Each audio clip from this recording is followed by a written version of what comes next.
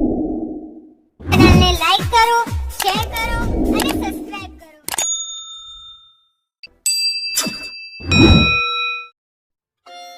आइए भैया, बड़े दिनों बाद आए। कहिए कैसे आना हुआ?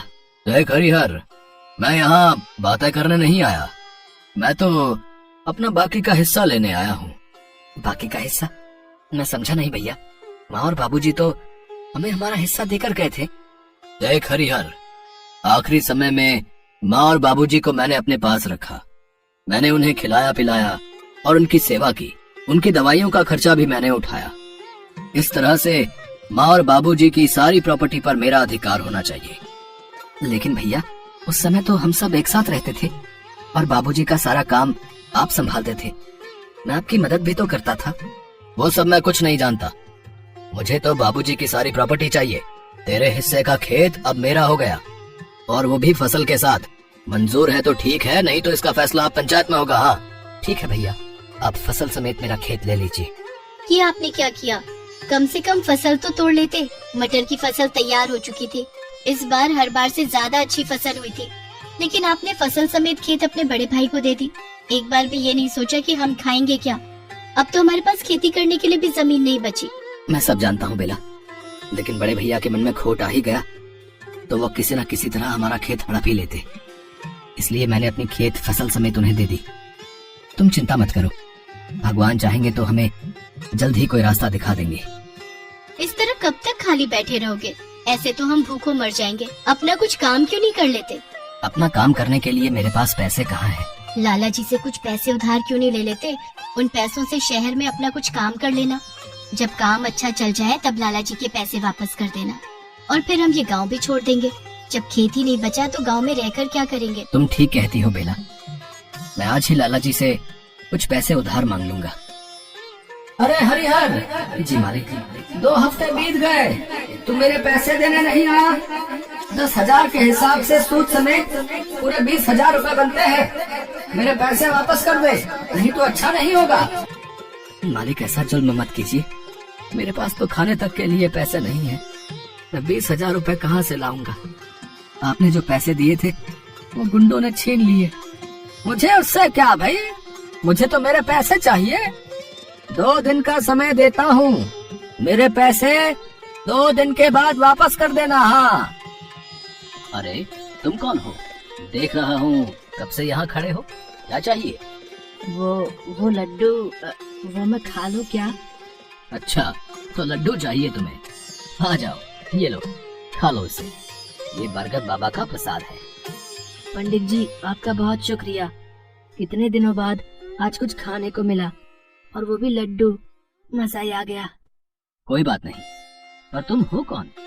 पहले तो तुम्हें यहाँ कभी नहीं देखा। मेरा नाम मोनू है। मैं पास वाले गांव से आया हूँ। मेरा घर बाढ़ में बह गया और मेरे माँ बाबा भी। बस मैं ही बच गया। ओहो, ये तो बहुत बुरा हुआ। तो अब तुम रहते कहाँ हो? बस जहाँ जगह मिल जाए। अगर ऐसा है तो अब से तुम बरगद बाबा की शरण में रहो। यहाँ हर रोज खूब सारा प्रसाद चढ़ता है, तो तुम्हारे खाने का भी इंतजाम हो जाएगा। बस इसके बदले एक काम करना होगा तुम्हें। हाँ बताइए ना पंडित जी, मैं सब काम करूँगा। मेरा घर यहाँ से बहुत दूर है, तो यहाँ साफ सफाई के लिए मुझे सुबह के वक्त बहुत जल्दी आना पड़ता है। बस पंडित जी, मैं समझ गया। अब से यहाँ सब कुछ एकदम चकाचक मिलेगा आपको। अरे बाकी पेड़ तो बिल्कुल नहीं हिल रहे, फिर ये पत्ते क्यों हिल रहे हैं? बड़ी अजीब बात है। उफ, क्या मुसीबत है। आज तो बिल्कुल नींद नहीं आ रही। अब क्या करूं?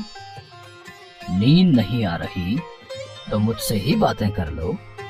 मैं भी न जाने कितने सालों से चुप हूँ। कौन है यहाँ?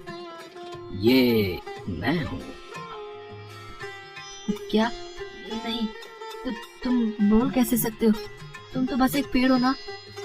बस एक पेड़ नहीं, मैं एक जादुई पेड़ हूँ। जादुई पेड़?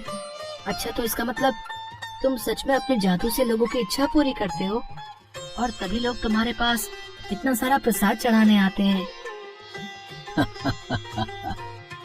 कुछ ऐसा ही समझ लो। वैसे तुम्हारी इच्छा क्या है? तुमने कभी मुझसे कुछ क्यों नहीं मांगा? क्योंकि मुझे जो चाहिए वो तो पहले ही मिल गया।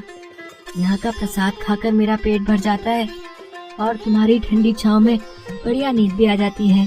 और क्या चाहिए?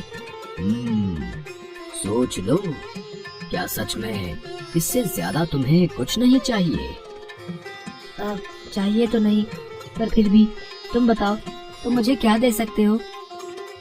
ये लकड़ी, इसका मैं क्या करूं?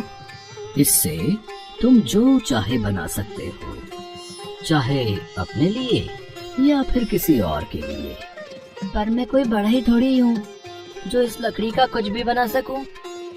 तुम मेरे पेड़ की लकड़ी को हाथ में लेकर जिस भी चीज के बारे में सोचोगे वो खुद ब खुद उस चीज में बदल जाएगी। इसके लिए तुम्हें कुछ और करने की जरूरत नहीं है। अच्छा, क्या सच में? तो ठीक है। अरे वाह, ये तो बहुत ही बढ़िया है। आपका बहुत बहुत शुक्रिया बरकत बाबा।